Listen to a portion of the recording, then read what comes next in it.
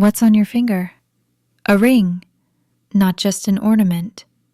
Sometimes a symbol of love, sometimes of a hidden curse. Today, I will tell you the unknown story of the ring, an intellectual dialogue, something you can share with your children, your partner, and your friends. Watch until the end, you won't regret it, because a ring is sometimes a small circle that changes destiny, and sometimes the power that rules a civilization. Human beings are changeable. Sometimes we crave adrenaline, sometimes calm. Sometimes we long for chaos, sometimes for peace. Perhaps those who can carry both emotions together become heroes. For centuries, what people created as their own destiny could also be a shackle, something that gives freedom and restricts it, a symbol, a mystery, a secret. It has been the sign of love and also of betrayal, of loyalty, of eternity, but also of power, ambition, and curse. Think about it. On the happiest day of your life, the ring placed on your finger, could it also be the symbol of your greatest fear? Today, when we say ring, marriage comes to mind. But is it really that simple? The history of this symbol is much deeper, and I must confess, much darker. So, does a ring truly bless love, or does it condemn a person to a curse? Its possession is deep, it is power, and sometimes it possesses you. We all know Gollum's precious. A ring sometimes seals the throne of an emperor. Sometimes it seals the promise of a mother to her child, and the vow one partner gives to the other, in sickness and in health, until death do us part. The ring as a symbol of eternity. What an ideal! To those who can carry it, I send my heartfelt admiration. It is an act of heroism, but it is not always possible, unfortunately, for the ring is as strong as it is fragile. One of the most fragile, and at the same time, the deepest stories of Greek mythology is the story of Psyche. Psyche and Eros fall in love, but this love makes the beautiful Aphrodite jealous. Have you ever competed with a god or a goddess? Psyche's greatest trial was trust, to love without seeing. And yes, Psyche did it, but she could not resist. By the light of a curious candle, she looked at Eros. Psyche was known for her extraordinary beauty, so beautiful that people no longer went to the temples of Aphrodite. Instead, they came to see Psyche. But this beauty did not bring her happiness. It brought her loneliness. People were afraid to approach her. They thought they were standing before a goddess. Psyche remained utterly alone in her own beauty. Her father, the king, was desperate. He consulted an oracle, and the prophecy he received was devastating. Psyche will never marry a mortal. You must leave her on top of a mountain. There, a terrifying and yet divine husband awaits her. Psyche walked toward her fate in tears. She was left naked on the peak of the mountain. For a while, she waited in silence. Her heart was pounding in fear among the howling winds. Then, a bird came and pecked at her chest. This was the sign of her fragility, the sign of her mortality. After the pain, she accepted her fate. And at that very moment, Eros appeared. He embraced her with his wings and lifted her up. He carried Psyche into a dazzling palace, a place that was almost like paradise. But there was one condition. Eros would never show her his face. "Love me without seeing. Trust me," he said. At first, Psyche was happy and at peace. She spent nights with Eros and days in a magnificent palace. But one day, her sister came. With jealousy and malice, she planted seeds of doubt in Psyche's mind. "You are with a monster. You must see him. Otherwise, disaster will come." Psyche's heart filled with curiosity. One night, she lit an oil lamp. She held the light over Eros's face. The moment she saw his divine beauty, she was enchanted. But then, a drop of hot oil fell onto Eros's shoulder. He awoke in anger and looked at her. "You did not trust me," he said. And then, he left. Psyche's life collapsed in an instant. From that moment on, Aphrodite's punishments began. To win back her love, Psyche had to pass 4 impossible trials. Psyche's hands were trembling. She lifted the lamp, and in that very moment, trust and curiosity began to fight. She knew the trials. After Eros left her, Psyche's heart was shattered. But she did not give up. She wanted to regain her love. She stood before Aphrodite and begged. But Aphrodite showed no mercy. She gave her 4 impossible tasks. First task, separate the seeds, a trial of patience and despair. Aphrodite poured before her a mixture of wheat, barley, lentils, poppy seeds, and thousands more. Before the sun sets, you will sort them all, one by one. Psyche fell to her knees. She wept helplessly among the seeds slipping through her hands. But then, tiny ants appeared, working together in perfect order. Before night came, every seed was separated. Love cannot stand alone. It survives with the support of nature and collective strength. In the end, nature itself stood by love. But patience alone would never be enough. Aphrodite would test her even harder. Second task, the golden fleece. This time Aphrodite sent her to the wild rams with golden wool.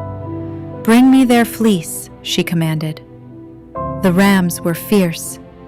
They could tear a person apart. Psyche shrank back in fear.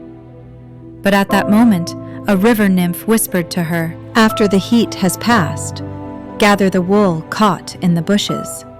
Psyche waited patiently, then she quietly collected the fleece. Wisdom and patience are worth more than blind courage. The nymphs are ancient knowledge. They too nourished love. The trial was overcome with intelligence, but now the most dangerous waters of nature were calling. Third task, bring water from the River Styx. The river rushed between deadly cliffs. Its waters were so violent that anyone who approached was torn apart. Psyche raised her trembling hands to the sky and prayed. And then the eagle of Zeus appeared. With powerful wings it soared, filled the flask, and returned it to Psyche. Without divine help, some obstacles cannot be overcome.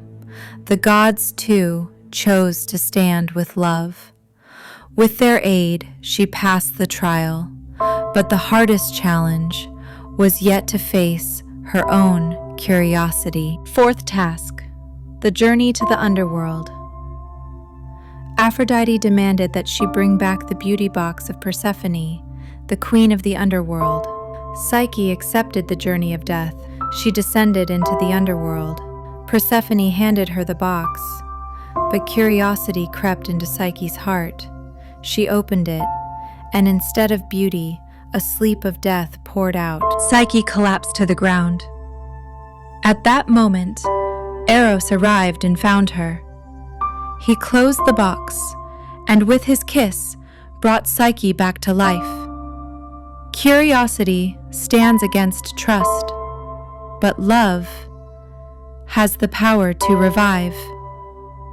At last, love had triumphed. Psyche passed all the impossible trials of Aphrodite. She was reunited with Eros. Zeus granted her immortality. Their love was now blessed before the gods. And here, the ring appears, a circle, a sign of eternity. The loyalty Psyche proved through her trials was embodied in time, in the wedding ring. The ring was not just an ornament. It became the visible symbol of fidelity, commitment, and surrendered freedom. The bond of man and woman, their loyalty, their faithfulness, it all seemed so romantic.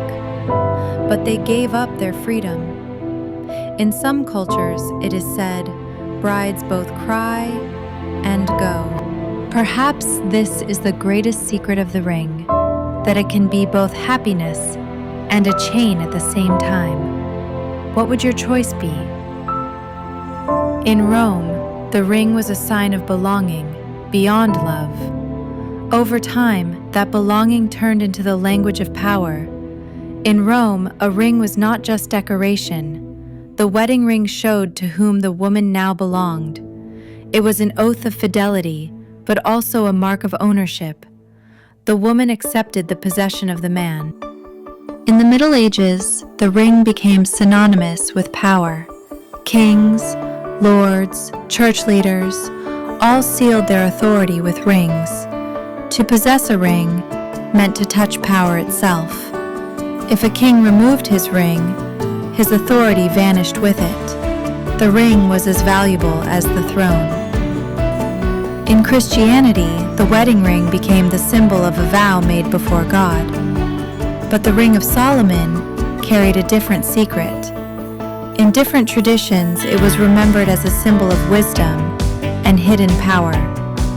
In Jewish, Islamic, and Western occult traditions, the Ring of Solomon was said to command spells, to rule over spirits. Secret societies and alchemists accepted it as a mark of access to forbidden knowledge. Imagine a ring with just a few letters engraved on its stone. You could command invisible beings. But is such power true wisdom, or the greatest curse of all? The Freemasons used a ring with the symbols of compass and square as the sign of membership. The ring was a mark of brotherhood and an oath of loyalty. The Knights Templar, with their rings bearing a cross or sacred seal, they represented both belonging and authority. In modern esoteric orders, Templar rings are still sold as symbolic objects. A ring, at first glance, just a piece of metal, but in truth, it was an invisible passport. It told who belonged inside and who was left outside. This mysterious belief in the ring also inspired artists. The ring became not only historical, but a literary character in its own right. In Wagner's Ring of the Nibelung, there is a cursed power. In his opera, everyone who seizes the ring must pay a price. And of course, Tolkien's One Ring, a symbol of power, of temptation, and of corruption. Gollum's whisper, "My precious," still echoes in our ears. In Tolkien, the weight of the ring consumes not only your finger, but your very soul. Aren't these stories simply modern echoes of ancient myths? But the same form also symbolizes closure and captivity. In ring symbolism, the circle represents an eternal cycle, a loop without beginning and without end. And the oldest symbol of this cycle, the Ouroboros, the serpent that devours its own tail. In psychoanalysis, the ring is a symbol of completion and wholeness.